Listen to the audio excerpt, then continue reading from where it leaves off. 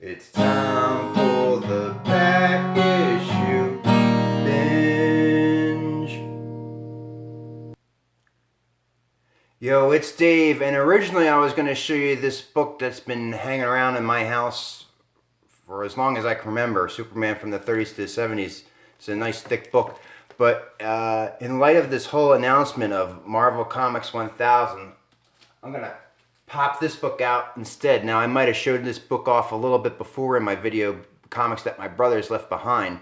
We're going to take a bigger look at it. And the whole reason is now the numbering at Marvel Comics 1000 is nonsense. But the whole concept of multiple artists and creators and everything collaborating together, they did this before on this book right here. And as you can see, this is all proceeds from this comic are being donated to famine relief and recovery in Africa. And this is from 1985. It's a $1.50. It's 48 pages, no ads. I never showed you the back of it before. Check that out right there. And I want to read to you this from inside the back cover. Bear with me as we zoom in. One night a few months ago, artist Jim Starlin called me at home to propose an idea that his friend and fellow artist Bernie Wrightson had suggested to him, that Marvel Comics publish a special issue of the X-Men, a benefit book for famine relief in Africa. Jim and Bernie wanted to do the book as a jam, with many artists and writers contributing, which would enable us to bring a small army of outstanding talents together on the project, making it a real event. I thought it was a great idea. The next morning I pitched it to publisher Mike Hobson and President Jim Galton. They liked it. They agreed that if the creators would donate their work, Marvel would donate all revenue from the book to an appropriate charity organization. Furthermore, they would attempt to get support from the project from other quarters as well. So we began. Jim and Bernie recruited the artists. Chris Claremont, the highly acclaimed regular writer of the X-Men, quickly volunteered to recruit writers and to help. Ann Nocenti, editor of the X-Men, coordinated the entire project. It wasn't easy. In addition to the creative people listed below, there were many others who gave selflessly of their time, effort, energy, and talent to make this book a reality. They are, unfortunately, too many to list. I thank them anyway, and also the dozens of creators who would have willingly participated if there had been enough space for them. Special thanks must be given to Janet Jackson for designing and executing the title logo, the people of the Marvel Bullpen who did all the production work, to Curtis Circulation Company for donating all of their profits, and to the many ID wholesalers and direct distributors and comic specialty shops who also donated money independently. Thanks most of all to you for buying this book and helping in the effort to provide famine relief and recovery in Africa. We hope you enjoy this unique X-Men adventure. If you do, please recommend to your friends. Again, thanks, Jim Shooter, Editor-in-Chief. And like I said, we're going to take a look here on the inside sleeve. You got story by Claremont, Nocenti, Wrightson, Starlin, and Shooter, edited by Ann Nocenti and Chris Claremont, and assistant editors Pat Belvins and Terry Cavanaugh. And this is almost a who's who. As you can see, every couple of pages you have a different creative team. Like for pages 1 and 2, you got Stan Lee and John Romita Jr. 3 and 4, Stan Lee and John Buscema. And just name some other names you see here. Louise Simonson, John Byrne, Stephen King, Bernie Wrightson, and Jeff Jones all teamed up on a couple pages. Alan Moore, Harlan Ellison, Frank Miller, and Bill Sienkiewicz. Chris Claremont, Joe Duffy, Mike Barron, Steve Rudd. I'm not going to read all these names here. Oh, Archie Goodwin, Howard Chink, and Walt Simonson. So a bunch of people worked on this book. Every couple of pages you had a different group. And we're going to flip through here so we can compare and contrast once this Marvel Comics 1000 comes out. So it starts out with the new Phoenix. She's screaming. She's looking at the front yard, and the X-Men come running. And it's a desert, and Kitty Pryde is out there. She's trying to drag in this mailman. Nightcrawler tries to pop out there, but he's repelled back. So Storm says Wolverine is the best one to go because of his mutant healing factor and his survivor skills. He makes him the best choice, and he starts going out there, and he's like, all of a sudden he hasn't feeling like feels like he hasn't eaten in weeks.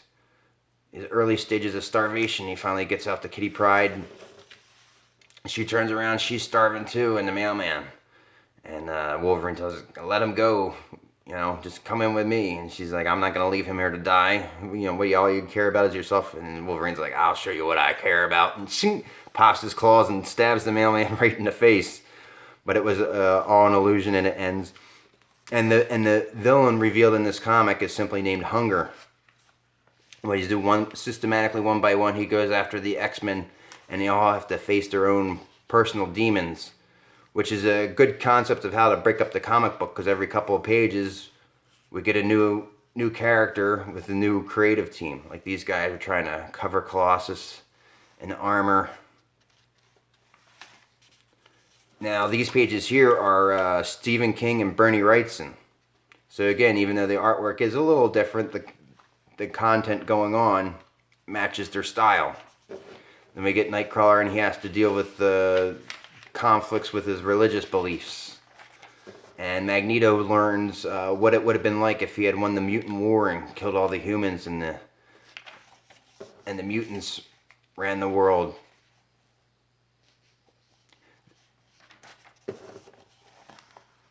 Beautiful art right here.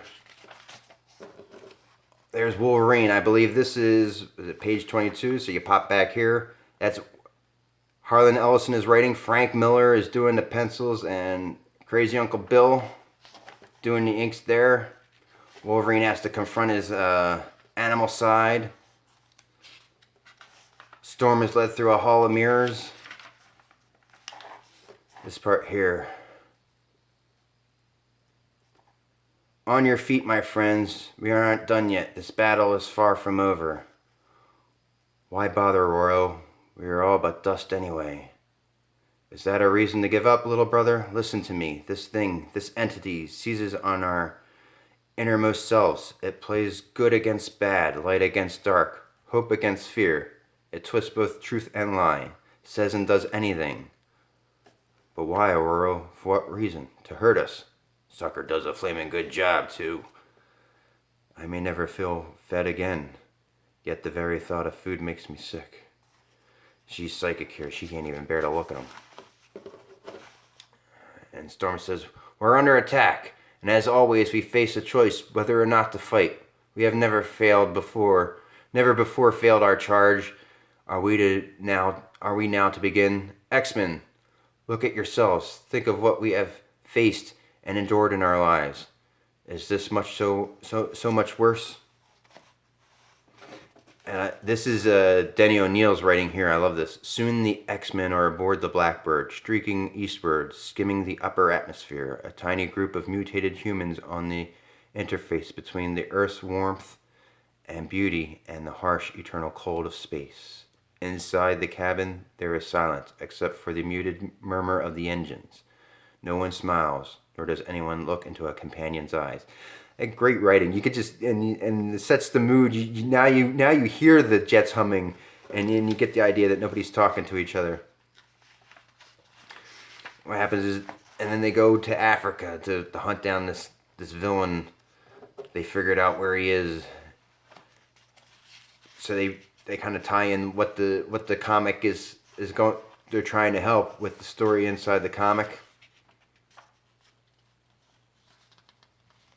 Rogue can't take it anymore. This poor starving kid dies in her arms. So at night when all the X-Men are sleeping, she goes and touches all of them to take a little bit of their power to try and take on this villain. That's pretty cool, right? I don't know if they ever did anything like with Rogue like that before. She tries to go and fight the villain, but takes a hold of her, mutates her into a beast. Storm tries to take it on. Again, I'm not going to read the whole comic to you, but we are flipping through. Get an idea of how the artwork flows throughout. They're able to help everybody. And then the end page, I like this here. Perhaps, my friend, that is the answer, that we are willing to continue the fight always. You counter despair with hope. You strive forever for the best you are, capable to be. Therein lies the victory, a tiny one for now, but a beckoning. Who knows where it will end? It's not just our battle, but everyone's. Fought wherever a human being lives and breathes a war for the hearts and minds of each combatant. The bodies are merely the field of battle. Here we have discovered the true nature of our foe and learned how to combat him. Now we must do it. I could feel him, Wolverine, watching, eager, hungry. The entity's still here. That's right, Kitty. But so are we. And in the chill darkness of the African desert, they wait for morning, for the next flight of relief planes, for the arrival of others as qualified for the struggle as the X-Men are for those they must face. Back home, together, human and mutant, wait and hope. So, again, we'll check out Marvel Comics 1000 when it comes out and see if it holds up to this book here. Next time I am going to do a video on the Superman book. This thing is a beast. Look at that. Alright, so if that interests you, please subscribe, rock the bell, thumbs up, thumbs down, all that YouTube stuff. And until next time, I'll see you in the back issues.